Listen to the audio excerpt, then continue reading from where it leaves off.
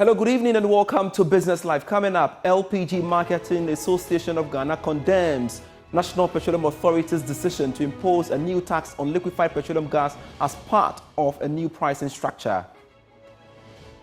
Consistently, we have taken the position that anything done to increase the price of LPG must be discouraged. In this bulletin, government optimistic about passing IMF's second program for release of $360 million as mission begins 2 weeks scrutiny. Preliminary assessment undertaken by the ministry and the Bank of Ghana shows that we are on course to meeting most of the targets under the program. I do not want to preempt this, but we are very confident that we'll be successful at the review.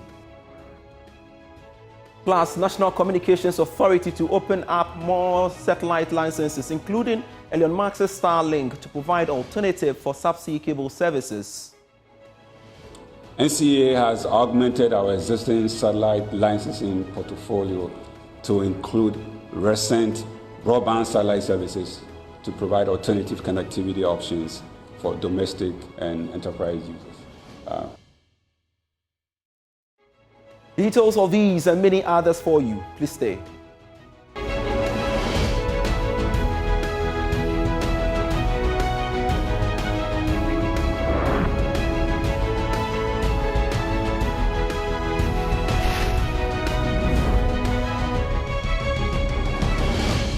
Thanks so much for your company. I am Pius Kojo-Baka. I will start off from the downstream petroleum sector because the LPG Marketing Association of Ghana has strongly condemned the National Petroleum Authority's decision to impose a new tax on liquefied petroleum gas, that's LPG, as announced in the recent pricing structure revision effective 1st April.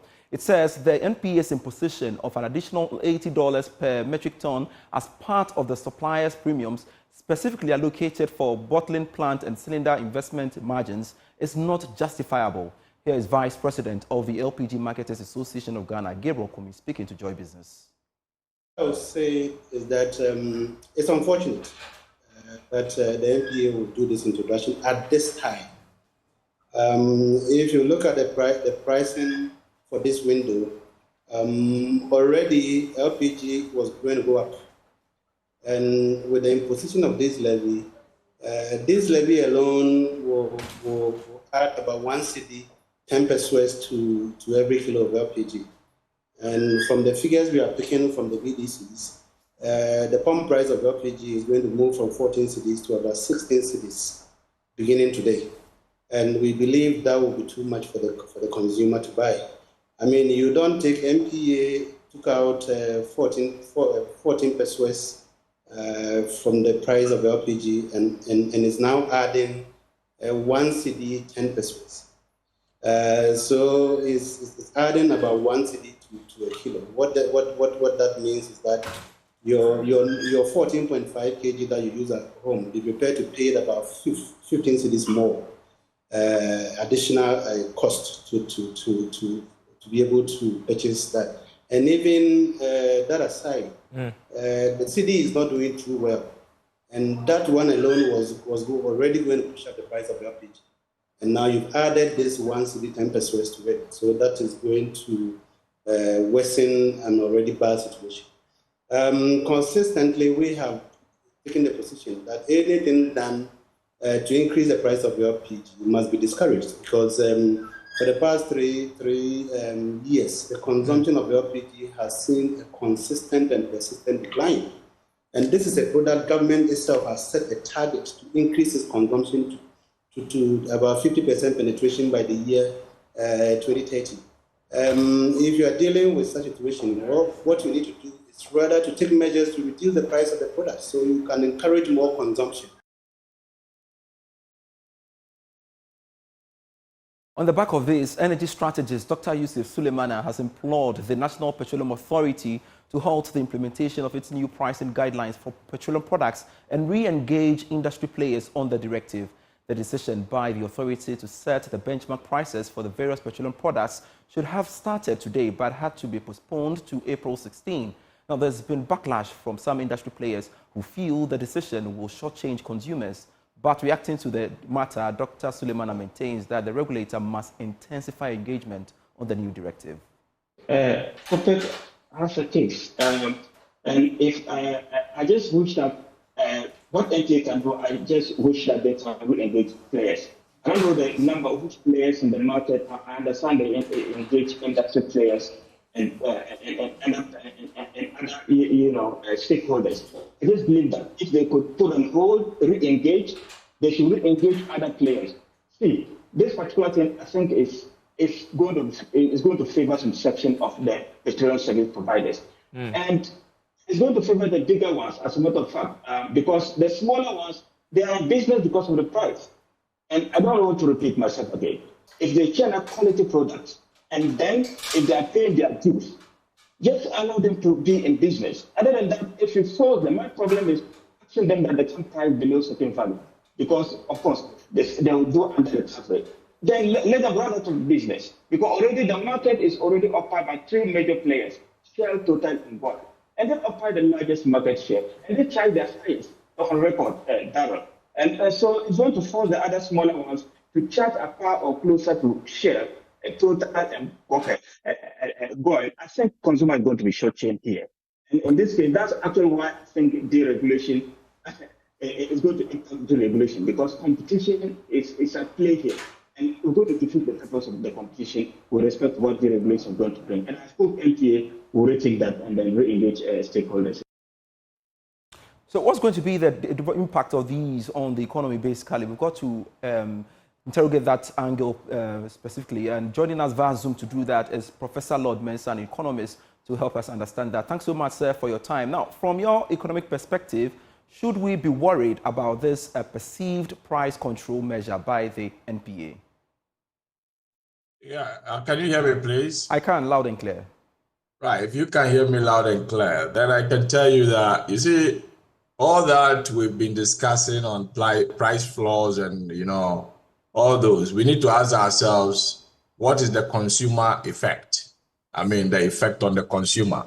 And obviously, if you're going to set price, we need to ask ourselves, what are the input or the driving forces of, fuel price on our markets? Okay, so clearly we're looking at the import parity prices that, we compare the CD equivalent to the dollar. So exchange rate is feeding in there. And exchange rate is not fixed yet in this country.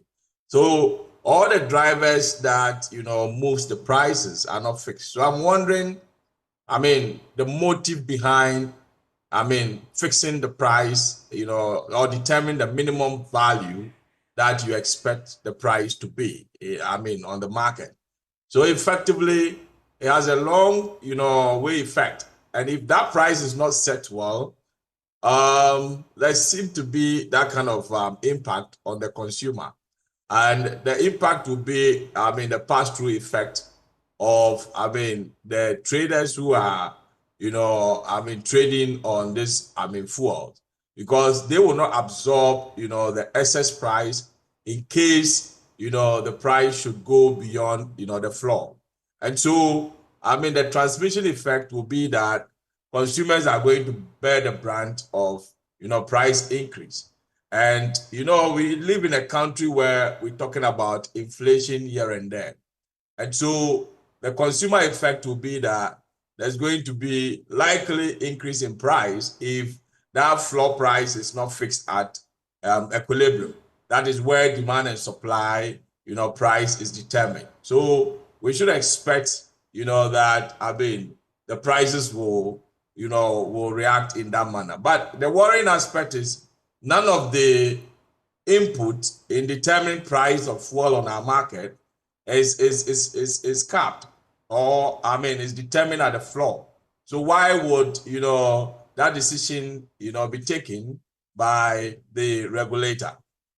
And I dare say this will have an escalated effect on inflation as well as demand and supply, right? Obviously, we should expect that, especially when the limit in price is not well set, because if you want to set a price at a minimum level, then you should be able to do a little bit of calculations to determine, the lowest price, the equilibrium level. But I don't think that can be determined. And more so when exchange rate is not fixed, when you have margins expected by, fuel traders not fixed, when you have taxes also not fixed. These are the drivers of, fuel prices. And so if you fix it at a minimum and taxes goes, below the minimum, then what would the consumer do? Obviously, the consumer will be at a disadvantage in that regard. So from where I sit, since we've been operating in a free market, I'm expecting, the price of, fuel on the market to be purely demand and supply without necessarily putting a restrictions on the limit that it can go as far as the minimum price is concerned. Professor Mensah, having said that, will you advise the National Petroleum Authority to still go ahead with this new policy, or you would also call for a halt in the directive, just like Dr. Yusuf Suleimana? Yeah, my position is clear. Since, the drivers of prices on the market are not, fixed, I'm not expecting the regulator to, fix the price. And so I will advise they stop it and allow demand and supply, exchange rate, taxes, margins expected by individual, petrol marketers to, determine, the market response to prices rather than, giving it a floor. The consumer will be at a disadvantage when prices falls below, the limits that they are trying to set up to. All right, quickly before you go, the second review of the IMF program has started today. Your expectations and the possible impact on the economy. Yeah, so obviously the economy has been squeezed, and per the indicators the IMF gave us, we seem to be in a good trajectory. When it comes to the revenue, generation, we seem to be doing well. So I'm expecting a very good review from the IMF. Thank you very much, Professor Lord Mensah. We are indeed grateful for your time speaking to us on Business Live. Still on this, though, the National Petroleum Authority has refuted assertions that its new pricing guidelines for petroleum products is not in the interest of consumers. It's been speaking to Joy Business. This does not allow the competition to go on. But like I mentioned, there's a formula used to set petroleum product prices. Since we started price regulation, no oil marketing company actually sets a price without a margin. So they still use this formula that we provide, and then they add their margins to it. So the floor price, as I've said, which is being set, this is to ensure that even though we are protecting consumers and deregulation has brought about the competition we need in terms of using the formula and companies having different margins, because realistically, what happens today is that the differences you see in prices mainly as a result of the variations in margins that the company set. So companies have up to, from the margin of 0 up to whatever margin which is realistic for them to set their prices. But there are times when there have been concerns that sometimes when products come in through illegal means, the only way for you to sell these products are to sell them at very unrealistic prices. And sometimes these suspicions come in and they affect the industry players. Remember that this industry is a very critical one. And as long as the industry supports the economy, we have to protect it. The regulator, through our act, we are mandated to protect the petroleum service provider as well as the consumer. So our policies have brought about competition. But we also have to ensure that we don't close our eyes on some of the unhealthy competition in the industry, which can kill the business. Remember that if the oil marketing companies or the importers collapse, it sometimes has a ripple effect, or usually it has a ripple effect on the banking sector and several other issues. So we have to make sure that in as much as we are allowing competition, we also don't allow certain illegalities or certain unhealthy competition to kill the industry, which ends up coming to affect our ability to have petroleum products on the market. So you realize that the floor price, which when we start announcing them, we are going to announce them and they are going to be public. So it's not going to be a secret floor price. Yeah, because we are still using the same pricing formula which we communicate. All this to ensure that there's transparency in the market. So this is what will be allowed. Will be announced, and consumers will know what the floor price is. So you realize that this is not a price that is really below what any company would have really said. But this is to ensure that those who sometimes are able to bring in products through illicit means are not able to have their way. Related development, the Chamber of Bulk Oil Distributors has thrown its weight behind the National Petroleum Authority's pricing guidelines. Its chief executive, Dr. Patrick Kwekufori, insists it will rather promote transparency in the pricing of the various petroleum products. What others feel strongly about, whether the regulator is trying to act as socialist or the regulator is trying to protect a section of the sector. By setting up the floor pricing, it also helps to control and then bring some form of sanity, discipline, and then the sustainable good of the whole downstream players. Let nobody kid him or herself and think that by encouraging unhealthy competition due to price undercutting and all forms of illicit activities that the regulator themselves admit they are unable to control. I think it's simple, like the Bank of Ghana normally would do for the banking or the financial institution. They give a base rate within which no bank can lend below that figure. That is exactly what the regulator, NPA, is trying to do here. In as much as we all want to buy products at the pump at a certain cheaper rate, we also need to ensure that we don't necessarily create any form of debt that in the future the same taxpayer will come out, the same taxpayer will be taxed in a form of some form of energy recovery levy or any form of levy for future generation to be paying for that. Very well. All that we want to bring to the sector is a disciplined sector whereby each and every one of us play by the rule. Very well. And I'm glad that the regulator is saying that they already give those indicative figures.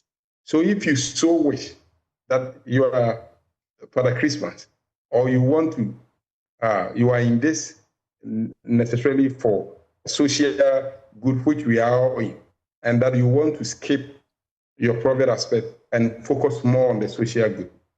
Hallelujah. You are welcome to do that. All right. But we also don't want you to push the system down trend that in future international oil marketing companies, refineries will not be able to provide to the market.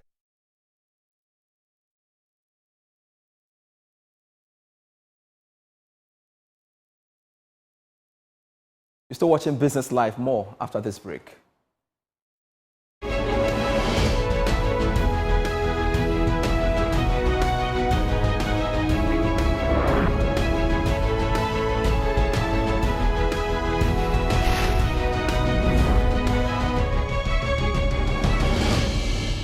Hello, welcome back to Business Live. Government is optimistic that it will pass the IMF second program review. The visiting IMF mission today began scrutinizing the country's performance under the fund program on the fiscal and monetary data for last year ending December 2023. But Minister for Finance, Dr. Mohamed Amin Adam, has maintained that based on what government has done so far, the country will pass the review. The second review of the 3-year, $3 billion IMF-supported PCPEG is to be conducted by the IMF staff this April, coming April, starting from 2nd of April to the 12th of April 2024. And this is following the successful completion of the first review of the program, which saw the disbursement of some $600 million into the economy. During the second review, IMF mission will engage the authorities in technical and policy discussions to enable them assess Ghana's performance on program objectives. The test date for the second review is December 2023. The approval of the second review by the Fund Executive Board, possibly by June 2024, will trigger the release of the third tranche of $360 million, bringing the total disbursement so far under the program to $1.56 billion United States dollars. The second review will be the first of the two semi-annual reviews programmed for 2024, with the third review expected to come off in November 2024. And each time we are successful with the review, we will see disbursement of funds from the IMF. And this is all included in the $1.2 billion disbursement we are expecting this year, which will not only come to build our reserves, but will also strengthen our currency and also provide support for budget implementation. The Ministry of Finance is working with the Bank of Ghana in preparation for the review. Preliminary assessment undertaken by the Ministry and the Bank of Ghana shows that we are on course to meeting most of the targets under the program. I do not want to preempt this, but we are very confident that we'll be successful at the review. Meanwhile, Governor of the Bank of Ghana, Dr. Ernest Addison, has been given more details about how disbursement will be done if Ghana passes the second review. This will be based on data at the end of December. And from our assessments, we are fairly confident of the performance at the end of December and are not expecting any surprises. If the review is successful, hopefully the board of the IMF will meet by May or June. And we should expect a disbursement soon thereafter. This time, we are not expecting 700 million. This time, we are expecting just 360. So it's just about half of what we had during the last review. Quickly to one of our headline stories, the National Communications Authority has indicated that a framework is now in place to license more satellite operators for internet services. This follows delays in the approval of several requests that have come in so far for the consideration of industry regulator. Now, Dr. Joe Anoche is Director General of the National Communications Authority. NCA has augmented our existing satellite licensing portfolio to include recent broadband satellite services to provide alternative connectivity options for domestic and enterprise users. We've currently NCA have the VSAT. The VSAT satellite service has been around for many years. Several financial institutions until I believe maybe 2020 or so, even the Electoral Commission exclusively relied on a VSAT to connect all the district offices. So this is a service that is still available. Having said that, the VSAT itself, the bandwidth involved is much smaller because these satellites are, we call them geosynchronous satellites. We are very way, and they look at one specific direction. Because they are very far away, the distances in terms of latency is an issue. That's why you see today a lot of corporate entities are migrating from VSAT into, if you will, satellite broadband services. And we did not have a framework. We did not have a framework for satellite broadband until recently, when the hardworking engineering team, led by Reverend Engineer Fiancon and his team, put together one of the very important frameworks. So we are now ready. The board has approved the framework. So NCA is ready to now engage or entertain applications from satellite broadband. A few policy issues that needs to be addressed, but I believe that should be taken care of soonest. We already have one of the satellite broadband providers called OneWeb. OneWeb is actually a competitor. If you go do a search, you see they are a competitor with Starlink, but their business model might be different. But they currently have a ground station here in Ghana. They have licenses to do that. We've received application from Starlink. Now again, I told you the framework was not available. Thanks so much for watching Business Live with me, Pius Kojobaka. For more stories, do log on to myjoyonline.com/business. Great stories on the portal, the NPA to set price floor for petroleum products from April 1 in new guidelines. Also on that portal, new pricing guidelines issued by NPA not in the interest of consumers. That's according to ASEP. Great stories on that portal. Thanks so much once again. See you same time tomorrow. Bye.